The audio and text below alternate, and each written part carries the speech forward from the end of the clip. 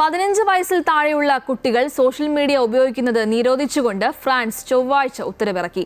ഇത്തരമൊരു കർശന നിയന്ത്രണം ഏർപ്പെടുത്തുന്ന ആദ്യ യൂറോപ്യൻ യൂണിയൻ രാജ്യമായി ഫ്രാൻസ് മാറി. കുട്ടികളുടെയും കൗമാരക്കാരുടെയും കടുത്ത സാമൂഹ്യ മാധ്യമ ഉപയോഗം തടയുന്നതിനായി നിർണായക നീക്കം നടത്തുകയാണ് ഫ്രാൻസ്. പാർലമെന്റിന്റെ ഇരുസഭകളും അംഗീകരിച്ച ഈ നിയമനിർമ്മാണം പ്രസിഡന്റ് ഇമ്മാനുവൽ മാക്രോണിന്റെ രണ്ടാം ഔദ്യോഗിക കാലാവധിയിലെ ഏറ്റവും പ്രധാനപ്പെട്ട നടപടികളിലൊന്നാണ്.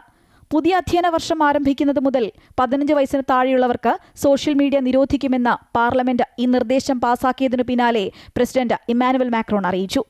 Votant 426, exprimé 360, majorité 181 pour 279 contre 81, l'Assemblée nationale a adopté.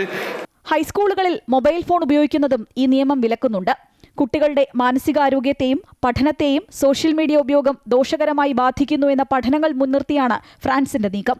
കഴിഞ്ഞ വർഷം ഡിസംബറിൽ ഓസ്ട്രേലിയയാണ് 16 വയസ്സിന് താഴെയുള്ള ഉപഭോക്താക്കളുടെ അക്കൗണ്ടുകൾ നീക്കം ചെയ്യാൻ ടിക്ടോക്ക്, യൂട്യൂബ്, സ്നാപ്ചാറ്റ് എന്നിവ ഉൾപ്പെടെയുള്ള പ്രമുഖ പ്ലാറ്റ്ഫോമുകളോട് ആവശ്യപ്പെട്ട ആദ്യ രാജ്യം. നിയമം ലംഘിച്ചാൽ വലിയ സാമ്പത്തിക പിഴയും വ്യവസ്ഥ ചെയ്യുന്നുണ്ട്. മറ്റ് പ്രമുഖ ലോകരാജ്യങ്ങളും സമാനമായ നീക്കങ്ങളിലേക്ക് കടക്കുകയാണ്.